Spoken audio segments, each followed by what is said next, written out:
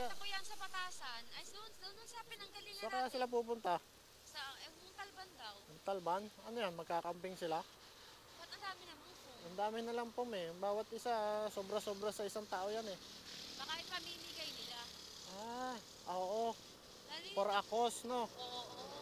Ride for Akos. Biruin mo, andun lang sila kanina sa Ang dami nila Botoda. eh. Oh, ayan oh. Ang dami oh. Andun yan sila kanina sa Botoda. Kasi sabi makikita daw sa SM eh. Ah, kikita-kita. Ang dami Oo, nila no. buong Talban nga sila. Anong gagawin nila siguro? Hindi ko natanong eh. Usisa pa sana ako eh. Ako din kanina, nung may katabi akong lalaki eh. Kuya, ano gagawin? Muntalban. Kuya, may mercury po dun sa gilid. Saan? Doon o, sige, diretso lang po. Ah, ayan. Yun yung hinahanap ko na nga eh. Alam, ay, ito. Opo. Alam ko nga may meron dito eh. Saglit lang po, Sige bilang po lang. akong Gabiston. Gabiston. Para saan yung Gabiston? Para po sa Sigmura. Kala ko sa sinigang. Yung tsahin ko kasi hindi makatulog kasi Oo. sinisikmura siya. Sige lang.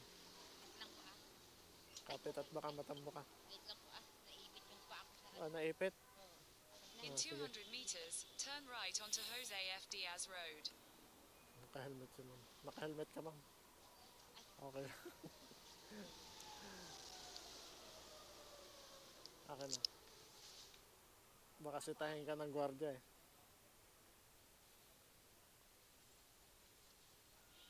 Nagpadaan si ma'am dito sa Mercury Drugs. Ang gusto ko matanong, yung mga nakabisikleta na madaming sakay, kung para saan yung mga sakay nila. Reverse ko nga to. Reverse.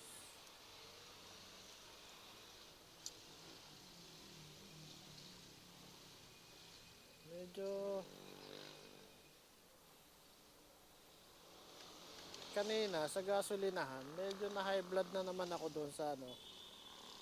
Ang lawak-lawak ng gasolinahan, sa akin talaga tumutok yung kotse. Tapos dalawa lang naman kaming sasakyan doon. Yung unahan ko naman maluwag. Pati yung likuran. Gumit na lang ako nung ano kasi wala namang sasakyan. Ako pa talaga yung tinumbok niya. Na pinapaalis niya ako doon sa pwesto ko at dadaan siya. Minsan talagang ano eh. Nakakaisip ako ng hindi maganda pagka ganun eh. Para siyang nangahamon nun eh. Maluwag naman sa harapan ko. Maluwag sa likod ko. Bakit doon niya ako sa gitna pupuntahan?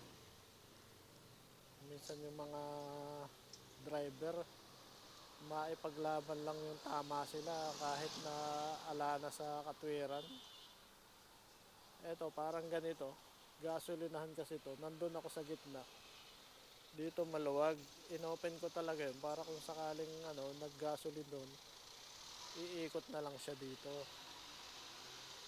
Ginawa niya, pumihit siya na ganun. Dito niya ako tinumbok sa gitna, pinapaalis niya ako. Sa mindset ko, para niya na akong hinahamon nun kasi isipin mo naman, pwede naman siya dito sa lumabag exit sa unahan ko. Ginawa niya, alam naman na nagsiselfone ako eh, nagpapahinga ako. Scroll. Pero parang mali din yung ginawa niya na ewan ko ba, may mga abnormal na tao mag-isip. Kalawak-lawak ng gasolinahan eh. Ito, ganito kalawak mo. Bibinigay ko na nga yung unahan at saka yung hulihan. Although medyo nasa gitna talaga ako kasi wala naman kasing masyadong nagagas. Anong oras na eh. Naggas siya. Ako pa yung tinumbok niya talaga at para gusto niya akong paalisin. Binusinahan niya pa ako. Tapos siyempre mag-start pa ako ng motor. O, sinong naabala? Parehas lang kaming naabala. So, siyempre hindi rin ako nagmadaling umalis. Bumusina siya, nagalit siya.